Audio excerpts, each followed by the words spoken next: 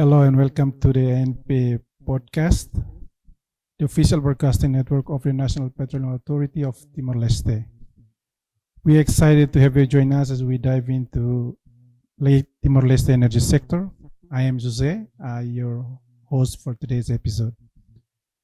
Every episode we bring you the latest insights and updates from this dynamic landscape, whether you are an industry professional, curious listener, or someone eager to learn more about energy development in Timor-Leste. This podcast is for you.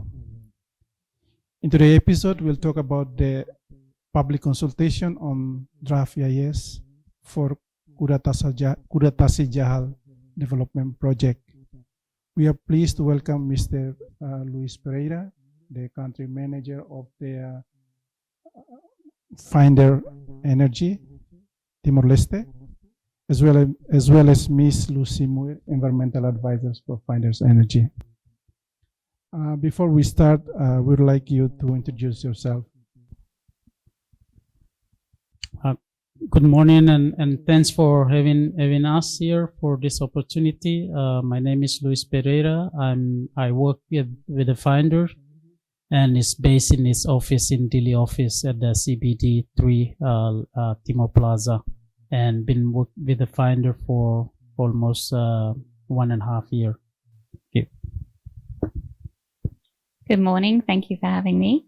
My name is Lucy Muir. I work for MCC Sustainable Futures, which are based in Perth. We are the environmental consultants for the Finder Energy project. I've been working in this industry for nearly 20 years now on environmental impact assessment, so we're pleased to be able to bring our expertise to this development here in Timor. Thank you very much, and again, welcome to the podcast. Before we start, I would like to share about the public consultations that is being conducted by Kudatasi Jahal development project conducted by Finders. The public consultation lasts for 60 days and it starts on the 22nd of May and will end on the 21st of July 2027. It is conducted as required under the Administrative Guidelines 5 of the interim regulations. It is undertaken to ensure a transparent review of environmental and social impact before the project is approved, and it is essential for the environmental approval process as it enables communities and affected parties to be informed and voice their concerns on the project. It also helps Finders as well as ANP gather local knowledge, identify impacts in order to improve the development of the EIS for the project. At the same time, it promotes transparency, accountability, and sustainable development, which balance economic growth and environmental and social responsibility. So it is very important for the public to contribute to this process. Before we diving into a specific discussion on the public consultation on draft EIS on Kudatasi Jahal development project, I think it's very important for us to provide the context of the projects. And with that, I would like to ask Sr. Luis to explain about the Kudatasi development project, please. Thank you, Mr. Jose. The Kudatasi and Jahal field is basically the oil field been discovered by the previous operator for many years ago, and that has not been developed since then. The Finder Energy took the operatorships in 2024 August, just about a little bit over. It's almost 2 years now. Since taking over the operatorship for the PSE 19, which is cover part of the Kudatasi and Jahal oil field, the team been working with the collaboration with the with the ANP and our joint venture of Timor Gap. The project been accelerated, and we have been in a point that last 2 weeks we have submitted our final draft EIS, which is one of the key documents for the development project, and also the field development plan, which is one of the milestones as well. So we are looking forward to this project to be executed, and then in next year, to allow us the production in 2027. Thank you. On the Kudatasi Jahal development project itself, what are the activities or main activities to be undertaken under this development project? And when you're talking about the duration or timeline, you mentioned it will start in 2027 for the production, but how long will it last? Can you elaborate more on that? So the project, before we execute the project, there will be a few milestones need to be completed. One of them that just mentioned, the submission of the EIS, environmental impact statement, and a field development plan, along with other documents that will come through the ANP as the regulatory body for approving.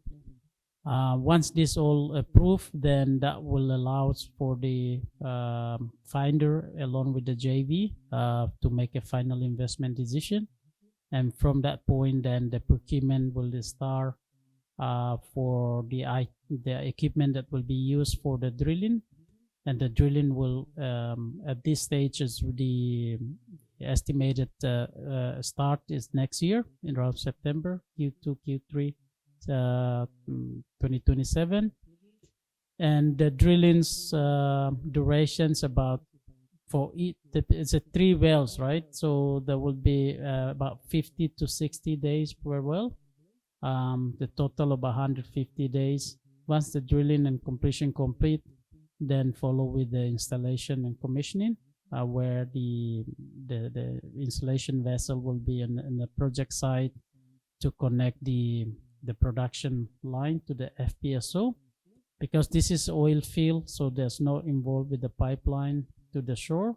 The crude oil will be processed in situ in the project site via the FPSO. Once the water and oil and gas separated and being processed on the FPSO, the crude oil will be offloaded to the offload tanker to go to the market. What is the production life of this project? So the production life is, we are looking for about 5 to 10 years. So the facility, the FPSO and the subsea infrastructure will be at the site about 10 years production life. Thank you. Is country Timor-Leste is pursuing offshore oil and gas development, and from your perspective, how does this project contribute to the economic development of Timor-Leste?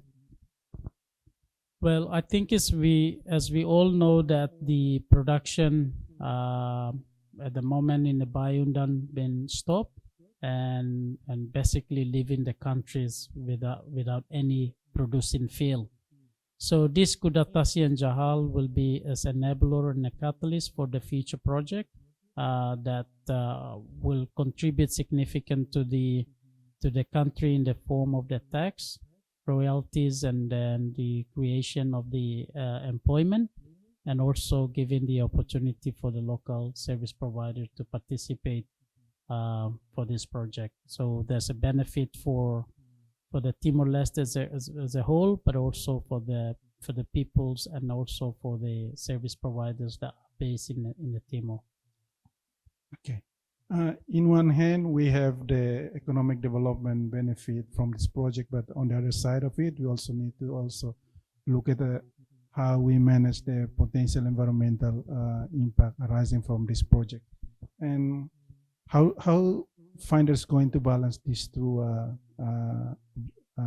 important aspect of the project.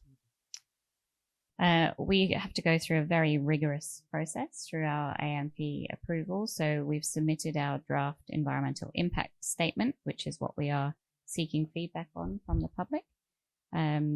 Once that's been through its initial phases, we will work with the regulator and our stakeholders to update the document so that it's meeting best industry practice throughout the region. We're using experienced people on the project, so we have worked on this type of development before. So we have lessons learnt from that to ensure that we're maintaining our objective of the project, but ensuring that we have minimized any environmental impact as well. One of the key inputs is the stakeholder consultation. So meetings with relevant persons on one-on-one or through the town hall to ensure that we get any concerns and lessons from that process as well. So that we can make sure that it's all incorporated, and through this transparent process we can ensure that it's an excellent EIS before we move into actually implementing the project. Thank you. You mentioned about the public consultations on the EIS. Would you be able to provide a high-level information on what is the scope of the EIS as well as the objectives? Of course. So the EIS describes the entire development all the way through from the initial environmental baseline surveys that we will do before we do any other activity. It describes the surveys, the drilling, the installation, and the operations. So it talks about the types of vessels we'll use. It talks about how we will install infrastructure. And through the process, we also have a risk assessment. So the risk assessment looks at any impact that could occur during the process. It looks at control measures that are implemented, the environmental impact, how we respond to emergencies, what monitoring we do, the consultation that's been undertaken. So the scope is for the full project itself, or the life of field. And we're seeking that consultation through this open 60-day process to feed it back into that document before it gets accepted by the ANP. So it covers the entire life of the development. So it is a comprehensive documents. It's very, very thick. It's a good doorstop. Okay. As a prudent operator, I think finders, it has a process solid in place to undertake its risk assessment on the potential risk arising from this development project. Would you be able to share with us what are the main risks identified in the draft EIS? Sure. I think for us, the main impacts that we describe a lot of the impacts through the EIS. We've gone through a risk assessment process to identify them. The ones that are of the highest impact are around seabed disturbance. So whilst drilling and installation of infrastructure will impact on the seabed. So within the EIS, we describe the potential area of impact that we predict, and we implement controls to minimize that. For instance, we know exactly where we want to install our infrastructure based on environmental baseline surveys that are undertaken, so we can understand if there's anything there that shouldn't be impacted, and then we can move our infrastructure away. And we know exactly where to put it, so we're not putting the infrastructure down, moving it around, creating more seabed disturbance.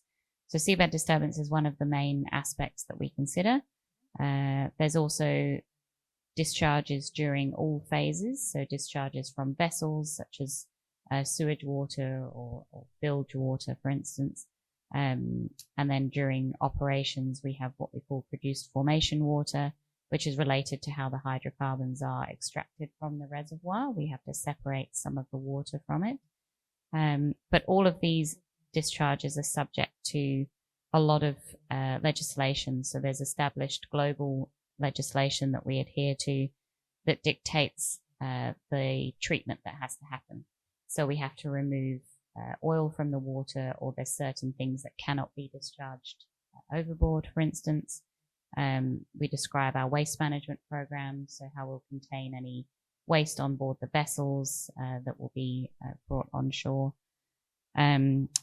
From a drilling perspective, we have discharges of chemicals to sea, and these go through, again, an approval process with the ANP to ensure that we've selected environmentally acceptable chemicals, so that we're not having a significant impact on the water or the fauna in the immediate vicinity.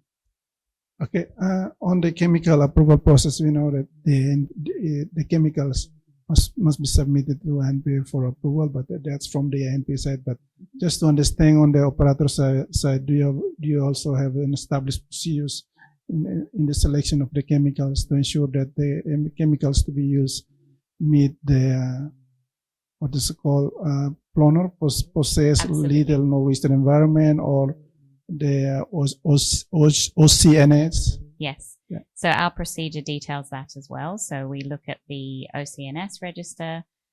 We select the lowest impact chemicals as a priority. If we select a chemical system and there's a chemical in there that is not rated as a D or E or gold chemical, we will ask the supplier to reassess and tell us why they need to use that particular chemical, and ask them to change it for something that's more environmentally friendly. So our process does go through that selection to ensure that we are using the lowest impact chemicals throughout the project in whatever form it is. Yeah, I think one of the greater risk or significant risk from this project is the oil spill.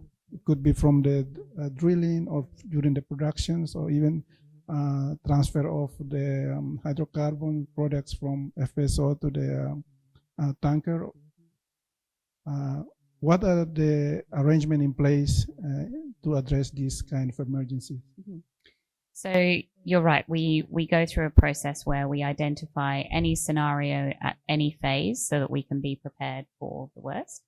It is a concern in any development that there could be a spill, but the amount of controls we have in place to prevent the spill even happening in the first place is extremely extensive, not only from a drilling perspective, but also prevention of vessel collision. The offtake hose has, for instance, what we call breakaway coupling. So if there is a disconnection of the hose during pumping, it doesn't just keep going and end up losing hydrocarbons to sea.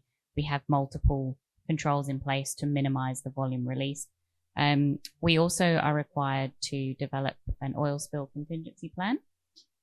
Again, this is a regulatory approval that gets accepted by the ANP for each of the phases of the project. And that details the full preparedness framework for any spill.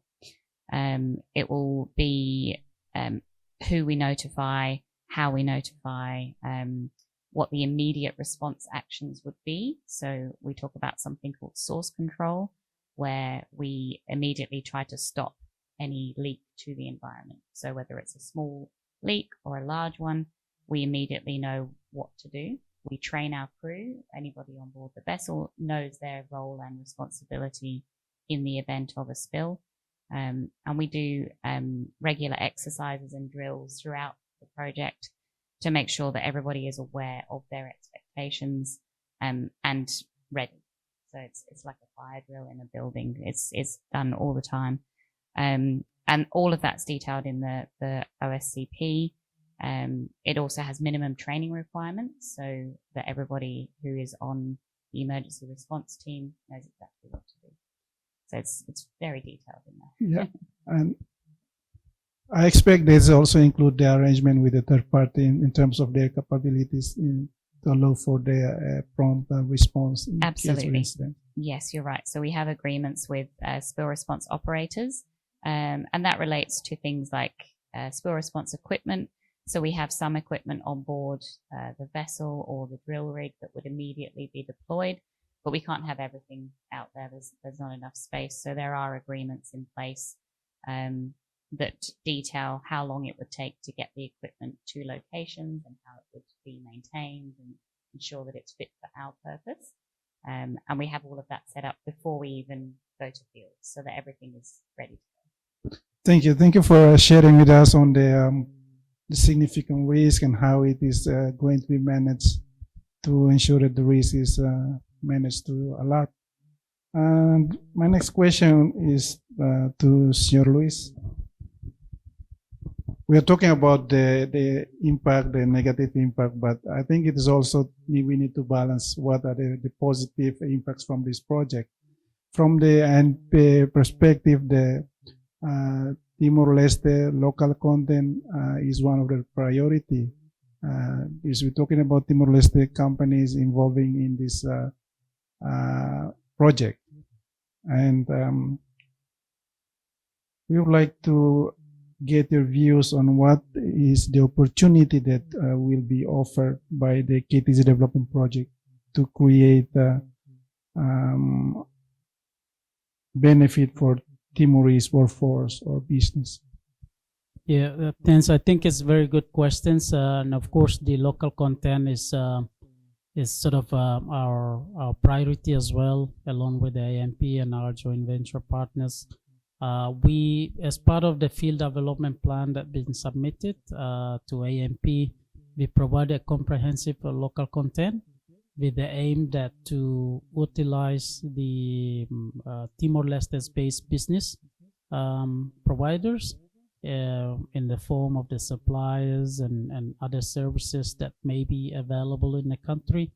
But we all know that this oil and gas is requiring a quite special service providers. However, we will do this market. We are educating the business owners in the country to have a participation in the project. So we have published a couple expression of interest during the course of the last years and the beginning of this year for a few services, and we have including the EIS and as a good numbers of the Timor-Leste-based company expressed their interest. And example for the EIS, the MCC Sustainable Future, they have formed their joint venture with the local environmental company, Alona Serena. So I think this is a good start to sort of implementing this local content with this local company get involvement. Once the project is in execution phase, in terms of the employment, we will look at that employment opportunity for the Timorese. With the method of the recruitment, we subject in basically still in a discussion, but whether that will be through a labor agency or direct hire by the finder, that's something that we will define more details in the next phase. But that if we go for involvement to the labor agency, then that labor agencies will be a Timor-Leste's based company, and they have a presence in the country. And for the finder, since the start, completing the business registration, we have the office in the country, and at the moment we have two full-time employees, but as the project's moving forward, we will be recruiting additional members, the Timorese, to help on the logistics and local contents implementation. Thank you. As you may aware, during the previous project under other operators, the supply base not coming from Timor but from Australia, let's say from Darwin. But for this Kudatasi Jahal development project, does finders as strategy to have the supply base out of Timor, Dili, or Swai? Yeah, we are looking this option. Whereas this week we have a teams from the service providers from Amplus, which is operating the FPSO, and also from the installation subsea installation company. They are here to assess the local capabilities, whether we can run it from here or not. This assessment is ongoing. and we will continue to do assessment and then provide the transparency requirement from our perspective in order the project is executed in a timely manners, but also for the safety precautions. So where the peoples are here to assess all from the technicals, safety, qualities, and others, so that to maximize the use of the local company, but also for the compliance all the requirements that that company has. So we are still in the screening phase. We have not decided the supply base running from where at this stage.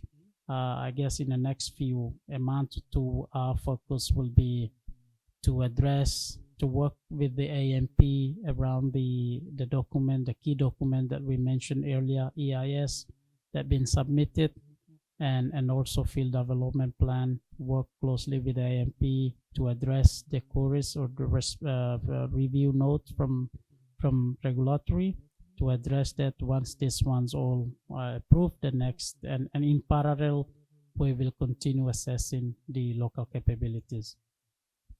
Thank you very much. Hopefully the study will favor the supply base out of Timor, because it is under the Timor-Leste jurisdictions 100%, as well as it will provide more local content contributions in that case. I think let's go back to the public consultations. As as I mentioned earlier, ANP promotes highly encourages public participations involving wide range of stakeholders who are directly affected or those interested parties. We would like to understand from your end, how do you identify those stakeholders? So we have to submit a public consultation plan for acceptance by ANP, which details the full process that we go to. But in summary, we work closely with the ANP to identify those relevant persons. We also, through Helena Serena, who we partnered with on this aspect, use their experience from previous operators as well. So that we can identify those one-on-one consultations that occur with regulatory departments and ministers, as well as the general public. We also recognize that there's always the possibility we may have missed someone. So to combat that, we advertised in the newspaper and on television and radio that we were holding a public consultation session, with the full details of the time and location, so that if anybody felt that they hadn't been recognized as a stakeholder, they could attend and find out more about the project. So we try to identify all those persons beforehand, but also recognize that extra gap that could have been filled. Again, public consultation is ongoing, and it's from 22nd of May to 21st of July. So any comments, please share with the ANP or finders. And still on the public consultations, congratulations for the public consultation that was held yesterday. And could you share with us what are the main concern raised or any issues raised during the public consultation, and what was the public perceptions on the project during the public consultation? The meeting was excellent yesterday. We had such brilliant participation. We had representation from multiple departments, multiple different industries, students, NGOs. We had a really good breadth of participation. I think we had around 140, 150 people turn up.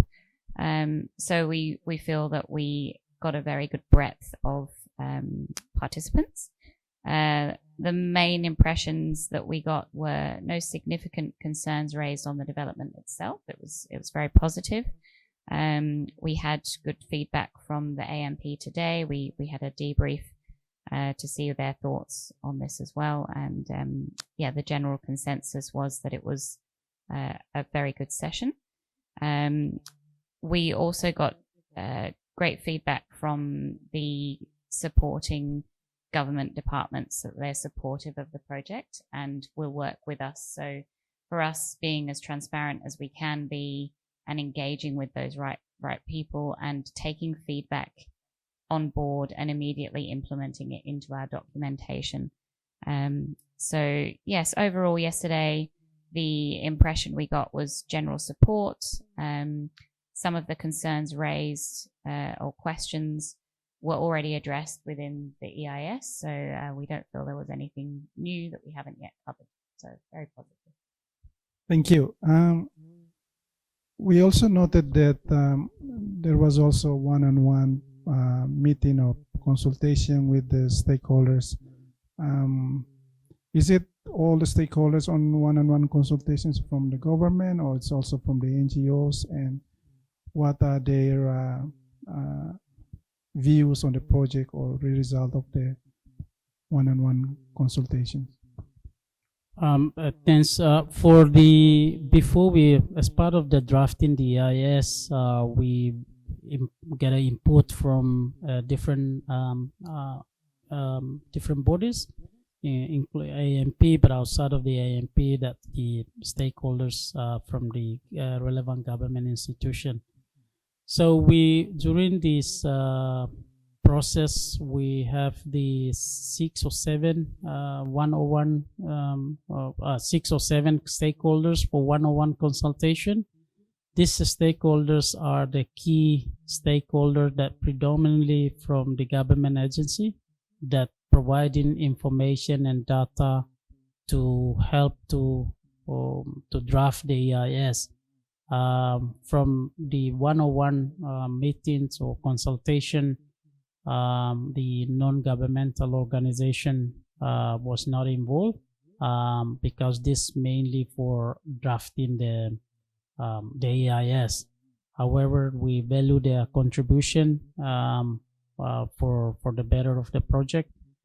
We invited them for the general town hall meeting, which we had a very good turn up yesterday, and they provided very good feedback for the EIS. So we value their contribution. During the 101 consultation with the about 6-7 stakeholders, they've all provided a positive impression about the project. They all share the same objective that this project is a critical for the national significance for the development of the nation. As we all know that Timor-Leste is one of the main product is the oil and gas, and this project is quite significant in the form of the national interest. So they providing the support. They've been very open-minded, and they provided their feedback, what need to be included in EIS, which we have incorporated in the first draft of EIS which was submitted last week. And there were no negative feedback from them during this consultation. They are providing their contact details and be available to provide additional information if needed. So I think it's very positive, and that the support for this project is sort of across the whole government institution, and also non-governmental institution, which been proven yesterday in the public consultation. So we are very positive, and we will be more transparent moving forward and share the information about the project to relevant stakeholders as required. Thank you. So the public consultation meeting, the town hall meeting was completed, and also one-on-one consultations also was completed. But considering we are in the period of the public consultation, should there be any request for one-on-one consultation from NGOs or from universities? Would it be possible for funders to accommodate that request? Yeah, definitely. As you mentioned earlier, the public consultation, public consultation period start from 22nd or 23rd May and will finish in 22nd July, right? So we still have a time. And during these times, we are open for the feedback from the public, from the relevant stakeholders, whether that through email or they can come to our office at the Timor Plaza CBD 3 level 3, and at the front desk we provide, we have printed the hard copy of the first draft of EIS, so they can have a review and provide the comment as required. But also they can come to ANP office, which we have provided that the draft, the printed copy of EIS, and they can read it and provide their feedback through ANP, and ANP will communicate it with us to address. And also they can obtain their draft of EIS and relevant documents in the ANP website. Thank you. I think next question will be on the feedbacks gathered during public consultations and one-on-one discussions with the government agencies, and how those comments are documented and how they are considered or integrated into the reformulation or revision of the draft EIS itself. So the first thing that we will do is summarize all of the comments that we got yesterday during the town hall, and we will provide the content back to everybody that registered yesterday. This will ensure that they have a record of the questions and our answers. We also had a question box during the session where people could put their questions in if they didn't want to stand up. We had lots of questions and lots of information to cover, so we unfortunately didn't get to cover every question. So those will be answered as well and provided to everybody that attended. And all of that gets put into the revised EIS, so it's fully provided to the ANP as well.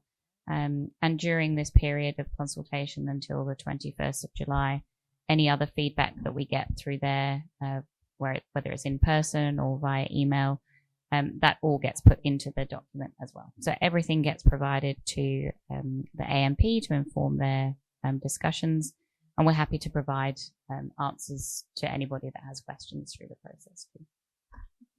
Thank you very much. We are coming close to the end of the session, so I would like just to get some perspective from finders on what should give confidence to both ANP as well as other stakeholders about this project. I think from our perspective, we've worked on a lot of projects like this, so we're happy to bring our lessons learned from industry and our expertise of working in this kind of project for many years. So being able to bring that expertise to the environmental impact assessment throughout the process should provide that confidence that we are going to try and meet best industry practice and really try to minimize our environmental impact throughout the process. But also we value that feedback. So any feedback that we get during the process is brought in. We are wholly transparent through the process as well. So we're not trying to hide anything. If anybody has questions, we'll happily answer them along the way. So I feel that Finder are genuinely excited about the opportunity and this development and what it can bring to Timor-Leste. So I think we're all on the same page. We all want this to happen. Thank you. Throughout this process, I mean, EIA process, even the development of the development plan itself for the project, during the discussions with the stakeholders, etc.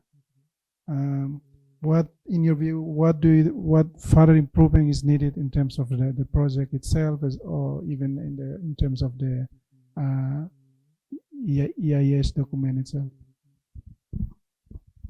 I think it's for the communication. The public notice duration is about 60 days. So I think that's just providing a sufficient time for all parties to provide their comment as required. And then we trying our best to make it available in sort of most accessible way through the technology, utilizing the technology that we have. We involved with the providing the information through the printed newspaper, Timor Post and Diario Nacional, and also we advertise that in the television with the GMN TV as well as the RTTL, and we continue providing that sort of a opportunity for people to provide their comments, and as I mentioned earlier, that we are the finder presence in the country in Timor. It's as an office, and people can come to our office to seek information or to discuss anything and not particular for the EIS, but also for the whole project as need be. So we are here, and we can provide the explanation to the public as need be. Okay, thank you very much, Sr. Luis and Senora Lucy. That bring us to the end of our podcast. The main message from this podcast is that while we have the priority to develop the economy, but there is also we have the responsibility to do the development in an environmentally responsible manner, in a transparent way. And in that, I would like to also remind the public on the public consultations on the draft EIS for the Kudatasi Jahal development. Again, the public consultation is ongoing from the 22nd of May to 21st of July. And the draft EIS can be accessed in the ANP office as well as Finder's office. It also can be accessed through the ANP website and Finder's website. Should there be any questions, queries, concern raised during this period, please send your feedback to ANP through email or in written, and you can send to isaura.gomez@anp.tl or jose.sarmento@anp.tl or hsc.staff@anpa.tl. You can also send it to the finders. So your contribution, your feedback is very important for the successful implementation of this project. So we appreciate your contribution so far. Thank you.